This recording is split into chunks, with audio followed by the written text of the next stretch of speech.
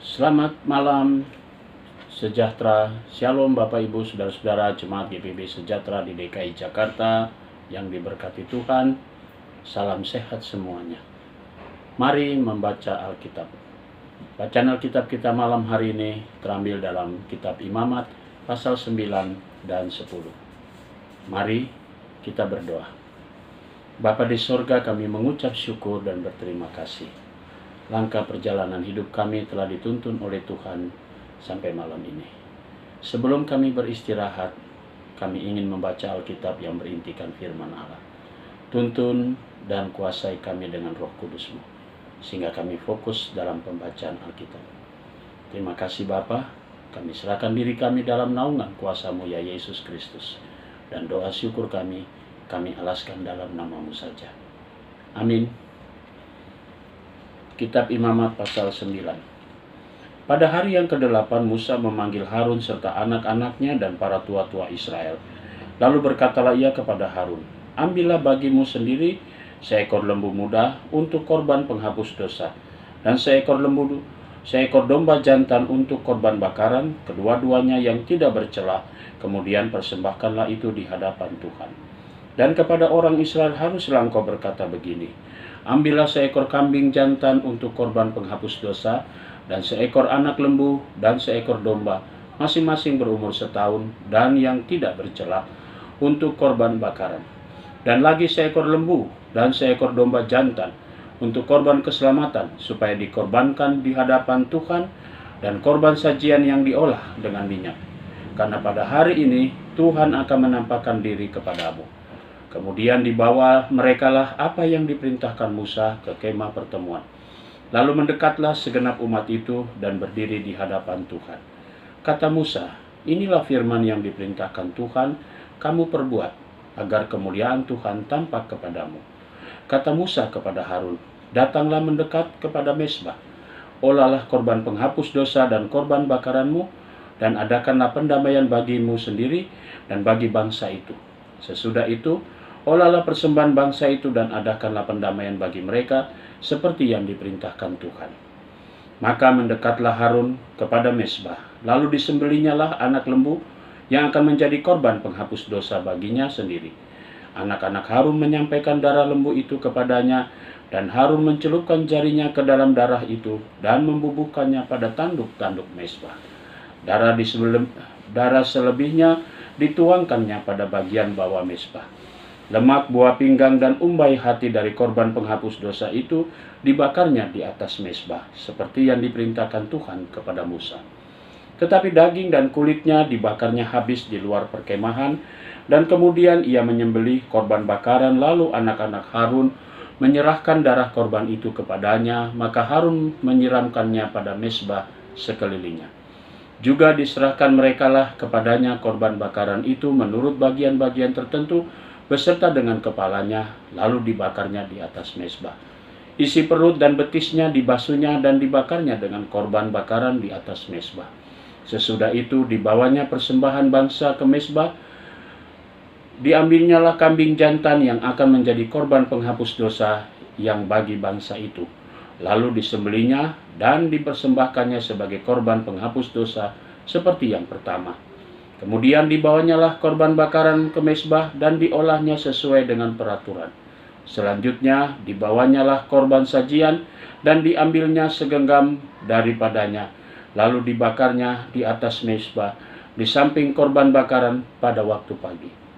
Ia menyembelih juga lembu dan domba jantan yang akan menjadi korban keselamatan bagi bangsa itu. Lalu anak-anak Harun menyerahkan darah korban itu kepadanya, maka Harun menyiramkannya pada Mezbah sekelilingnya. Tetapi segala lemak dari lembu dan dari domba jantan itu, yakni ekor yang berlemak, lemak yang menutupi isi perut, buah pinggang, dan umbai hati, segala lemak itu diletakkan mereka di atas dada kedua korban itu. Lalu Harun membakar segala lemak itu di atas Mezbah. Dada dan paha kanan itu dipersembahkan Harun sebagai persembahan unjukan di hadapan Tuhan, seperti yang diperintahkan Musa.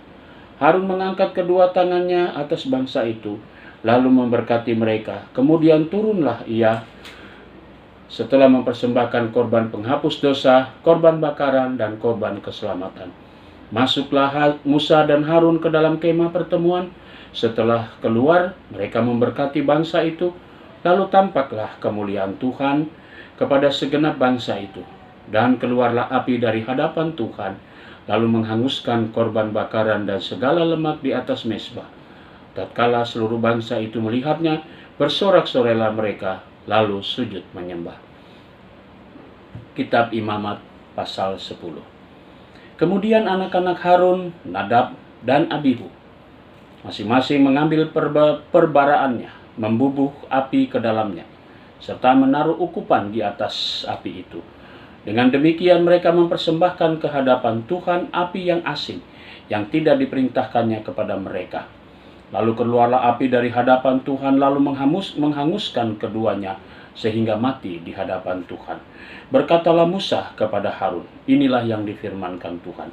Kepada orang yang karib kepadaku, kunyatakan kekudusanku, dan di muka seluruh bangsa itu akan kuperlihatkan kemuliaanku. Dan Harun berdiam diri. Kemudian Musa memanggil Misael dan Elsafan, anak-anak Uziel, para paman Harun, lalu berkatalah ia kepada mereka, datang kemari, angkatlah saudara-saudaramu ini dari depan tempat kudus keluar perkemahan.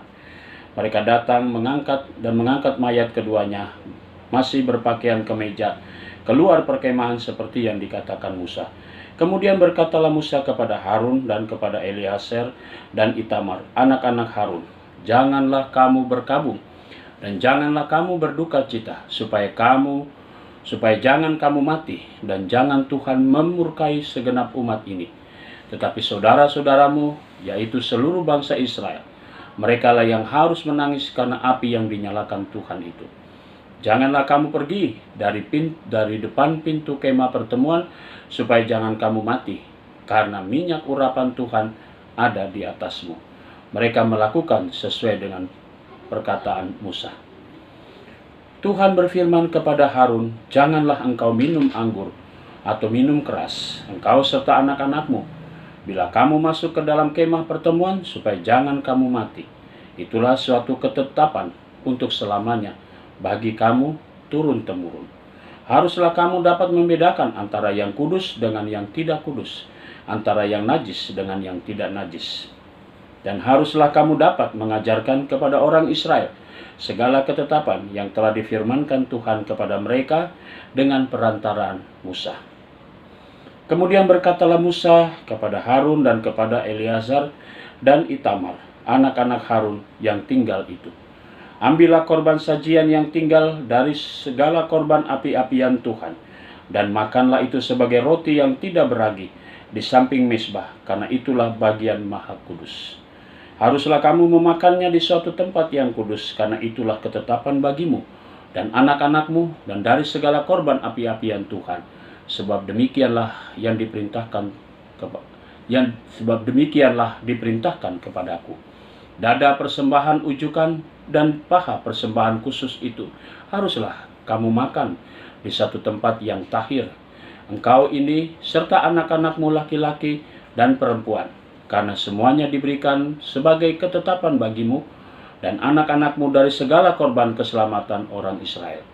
Paha persembahan khusus dan dada persembahan ujukan itu haruslah dibawa mereka ke tempat segala korban api-apian yang dari lemak itu, supaya dipersembahkan sebagai persembahan ujukan di hadapan Tuhan. Itulah suatu ketetapan untuk selamanya bagimu serta bagi anak-anakmu, seperti yang diperintahkan Tuhan. Kemudian Musa mencari dengan teliti kambing jantan korban penghapus dosa itu. Tetapi ternyata kambing itu sudah habis dibakar.